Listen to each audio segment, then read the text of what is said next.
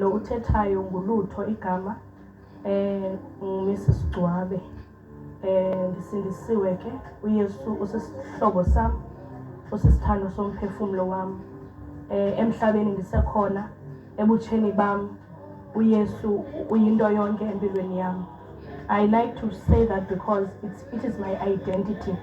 Andinayo enye identity endinayo. I must be known as a person who is born again.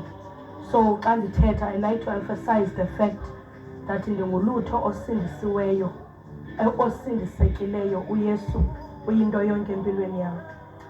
Mna ndikhona as the manager of Malibongwe Music, Malibongwe Music Productions. uThixo ke uyasinceda kakhulu ngoba we are starting off as a company. Siyaqala ukuzimela. uThixo ke sezibonakalisile kwikhona ezininzi ukuthi umnwe wakhe nesandla sakhe sikhona, ngoba we believe ukuthi kwinto yonke siyenzayo we do for the glory of God. Thina siyancipha kwande yena asebenzise thina sisekhona emhlabeni.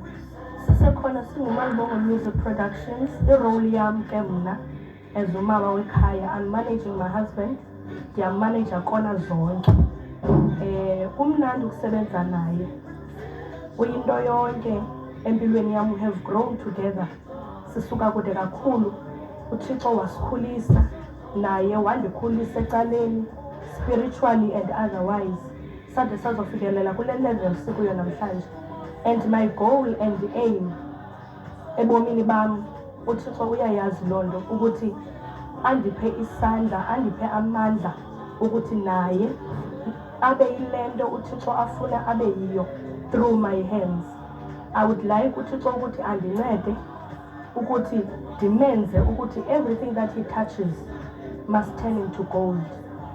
Andiphe amandla ukuthi loo nto imanifesteke esekhona emhlabeni, ngoba I believe ukuthi inkulu inkonzo ayibekileyo kumyeni wam iyoyikeka. Ndithi xa ndiyicinga ndihleli ndoyike. It's very big.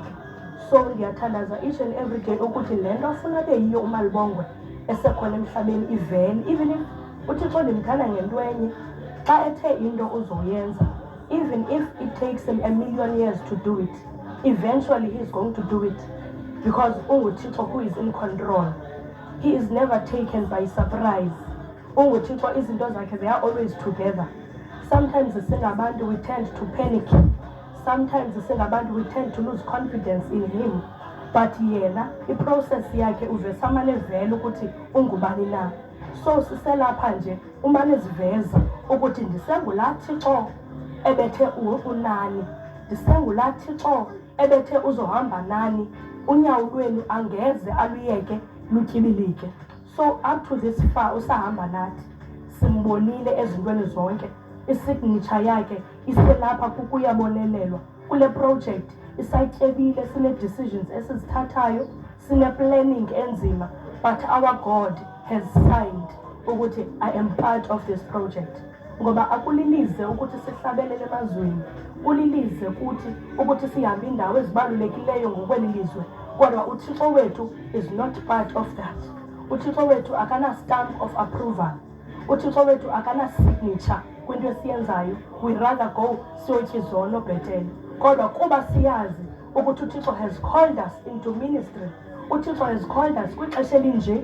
Abantu abaninzi beyicula igospel, but we are the chosen ones phakathi kwezinto zonke, ukuthi sithi minister inyaniso, sithi minister the word, sithi minister imfihlelo, imfihlakalo. Ngoba ingoma through igospel imfihlakalo, ingoma ezwini imfihlakalo. So siphethe lo mfihlakalo ukuthi uThixo asincede. Sisengumlilo gospel team, sisenguMalibongwe Music. Kwinto yonke esiyenzayo siyenze for his glory. Kwinto yonke esiyenzayo singavezi thina kakhulu. Ewe, there are times of excitement, there are times sometimes you lose focus, but we pray to God ukuthi uThixo throughout the years and the coming years asincede ukuthi singayiluzi focus yokuthi size ngabani na, siphethe ntoni na. That is the word of God. Siphethe uzuko lwakhe ukuthi izizwe zazi ukuthi ukhona lowo ungabonwayo ngeso lenyama, ukuthi ukhona lowo uyibambayo impilo yomuntu, ukhona lowo ungumgcini, ungumbumbi, ungumenzi wempilo yomntu. Singaloo manqina sikhona, singaloo manqina aphethe loo nyaniso. Enkosi kakhulu.